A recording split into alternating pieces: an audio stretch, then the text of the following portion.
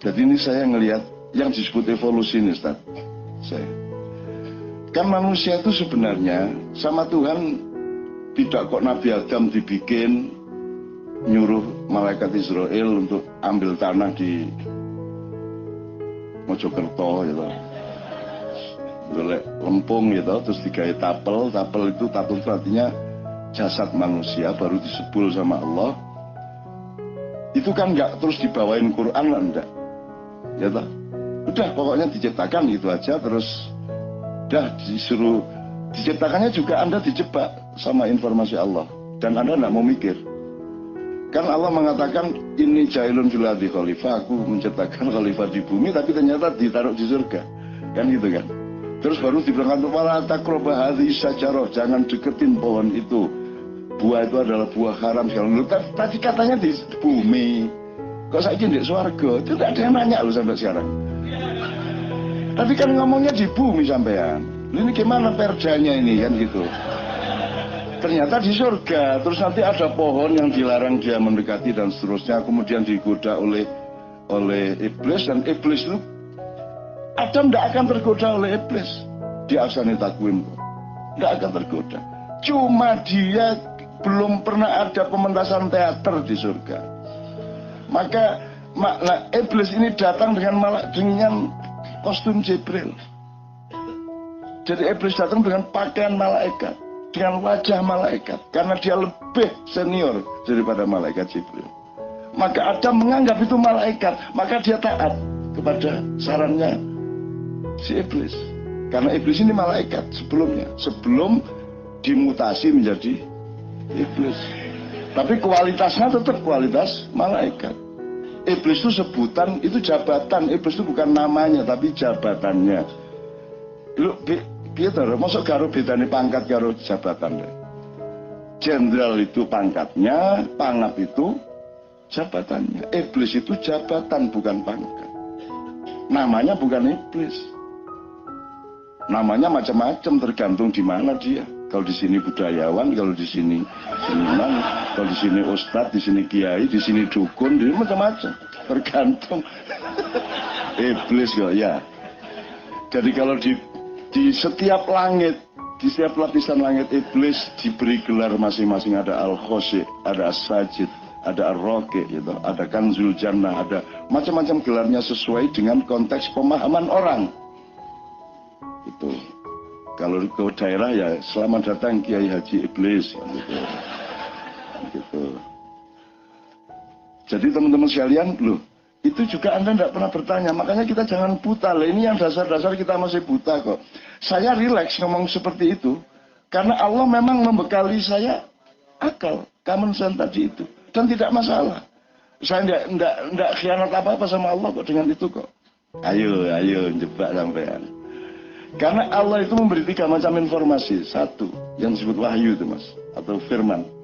Satu, perintah atau dogma. Dan itu hanya Allah, tidak usah dipertanyakan kok dia ngasih dogma. Nah ya gimana wong dia yang punya sakarepku gak gelem tak batalno kabeh. Enakmu dhewe tak ringkes gini, bumi srengenge tak perkes meneh, tak unter-unter tak dadekno anyar. Gitu wong Tuhan kok dibantah. Gitu loh. Jadi tidak usah bantah surat apapun lah, ayat berapapun lah. Gitu. Kok dibatalno karo Gusti Allah lho. Ya wis gak sido kok gak gelem. Jadi saya ini sedang bermesraan sama Allah. Kan Allah, insya Allah Allah senang karena waduh akal yang aku anugerahkan kepada anak itu dipakai dengan seksama, kan begitu kan. Terus saya ten bumi kok ten swarga. Akhirnya iblis yang gelisah, Jibril nggak gelisah, semua yang lain nggak gelisah kok. Ya toh.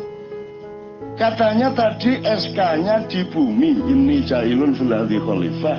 Tiba-tiba kok ditaruh di surga dan tidak ada kritisisme, tidak ada demo, tidak ada somasi, tidak ada yang lapor ke MK, tidak ada gimana ini. Akhirnya iblis terbukti dia yang paling tertib dan disiplin. Dia diam-diam mengatakan, ya Allah, kemarin bilangnya di bumi loh ya. Kalau sekarang di surga. Jadi mohon maaf, dengan cara saya akan pindahkan dia ke surga. Maka dia bikin mafia. maka dia bikin konspirasi, maka dia pakai acting seperti malaikat yang wajahnya cahaya. Kemudian Adam tertarik kepada dia, terpesona, kemudian dia mendekati pohon itu. Dan jangan dipikir pohon itu pohon yang hina. Memang ada sesuatu yang hina di surga. Nggak mikir juga nih orang-orang. Wa innahu haram, itu buah haram. Haram itu maksudnya kamu itu belum saatnya menyentuh buah itu, karena puncak kenikmatan di surga ya buah itu. Kamu masih S1. Kamu jangan sentuh itu dulu, Dan. Kamu itu kan semester pertama. Ini S3, ini mu'alaf kamu. Jangan sentuh itu dulu, bukunya kegedean. Gitu loh. Tamat SMA baca kitab kuning ya gak iso. Yang kitab coklat ya gak iso kan gitu. Akhirnya pokoknya singkat cerita, iblislah yang bikin adegan dan rekayasa sehingga Adam diturunkan ke bumi yang memang merupakan SK-nya, kan begitu. Nah, bahwa caranya iblis seperti itu karena iblis tahu dia sudah tidak dalam posisi untuk melakukan somasi secara resmi, kan gitu, betul enggak? Ya Allah, nggak bisa dia gitu. Oh, Kus Kadung, ini kamu kan sudah saya perankan, sudah saya casting kamu menjadi iblis, dan kamu saya larang untuk sujud kepada Adam, kan begitu, gitu kan? Emangnya iblis berani sama Allah? Kamu tuh jangan goblok-goblok lah. Nggak ada yang berani sama Allah. Yo dipikirnya iblis apa wastakbar. Memang itu kan teks dramanya Allah.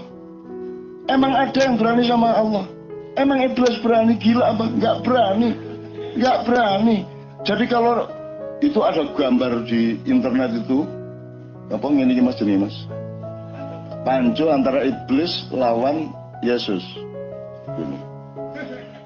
Iblisnya lapor ke saya. Saya ini kan ini Yesus dianggap Tuhan nih. Terus saya gini, apa Panco sama. Jadi saya ini dianggap pesaingnya Tuhan. Tolong kasih tahu Tuhan, saya nggak gitu. Dia bilang gitu. Nggak berani saya sama Allah, enak aja. Nggak ada yang berani sama Allah, gila apa? Nggak ada. Nggak ada. Setelah Anda tanya makhluk yang manapun yang lebih hebat dari manusia yang samar-samar. Anda browsing ada itu. Ada. Kalau Anda cari nanti saya kasih tahu. Itu ada makhluk-makhluk yang dulu bertugas di zaman Fir'aun, bertugas lagi di zaman Ratu Sima. Ya, dia turun lagi, naik, turun lagi, naik, turun lagi. Dia menyimpulkan pokoknya yang satu itu, yang namanya Allah Subhanahu wa Ta'ala. Sudah, kamu tidak usah ikut-ikut, tidak usah ngelawan. Itu tidak bisa dilawan dulu. Itu luar biasa dahsyat dan dia sangat baik. Gitu. Maka iblis pun tidak akan berani sama Allah. Jadi Anda jangan pikir iblis itu musuhnya Tuhan. Iblisnya menderita. Ya Allah, aku dianggap musuhnya Allah, ya Allah. Ampun, itu kan dia. Itu, apalagi saya sudah nulis di drama saya tahu itu di tikungan iblis, dan non iblis itu pengagum Muhammad gak karu-karuan. Lu kok bisa iblis yang Muhammad lebih senior dari iblis? Anyal meneh lagi. Rasul Muhammad lebih senior dari iblis, lebih senior dari Jibril, karena dia ciptaan Allah yang pertama, Nur Muhammad. Kemudian yang Anda kenal sekarang dengan Maulid Nabi itu adalah Muhammad yang sedang disuruh jadi bupati di bumi, suruh bertugas di bumi gitu dong. Terus Anda pikir sekian miliar tahun, sekian miliar abad kehidupan ini, si kekasih Allah yang namanya Muhammad itu hanya ditugasi 63 tahun. Sia-sia banget hidupnya. Enggak, dia sedang tugas di berbagai macam tempat yang lain. Jangan tidak usah bantah. Anda mau ketemu jin, tanya sama jin, nabimu siapa? Dia bilang Muhammad. Apakah Muhammad yang di Mekah itu? Iya, dia bilang gitu. Cuman ketika di tempat saya bukan yang di Mekah itu. Ngerti maksudnya? Loh, makanya jangan terlalu buta. Kemungkinan dalam hidup tuh itu mengalir, mas, getaran itu. Hidup tuh getaran. Getaran. Makanya surga disebut, selalu menyebut sungai itu karena aliran. Kita nanti menguasai aliran, pengen ini jadi, pengen ini jadi, pengen ini jadi. Pokoknya kita menguasai aliran. Aliran itu ya bisa aliran air, aliran listrik, aliran apa saja. Semua yang sifatnya berjalan dan dinamis itu namanya aliran. Dan kita menguasai sungai di surga itu karena dia Allah mengatakan mintah tial anhar. Kita di atas surga, kita memerintah sungai-sungai itu. Yang penting pada sungai bukan tanah yang berlubang, bukan airnya, tetapi alirannya. Nah, aliran ini yang engkau harus bawa kemana-mana. Kamu kesini untuk mengalir dan terus alirkan sampai bulan depan.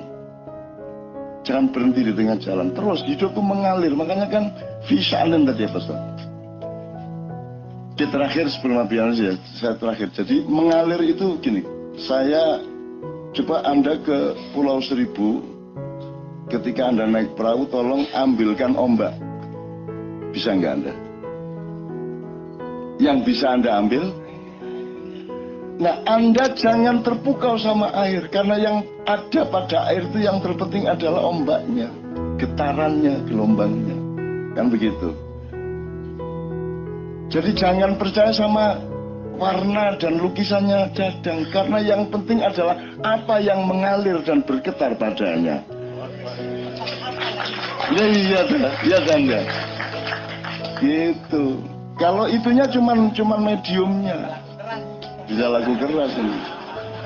Wah, kok disebut terus nih dadang pelukis. Bisa pameran di Perancis itu. Pinggir sungai. Di Paris sana.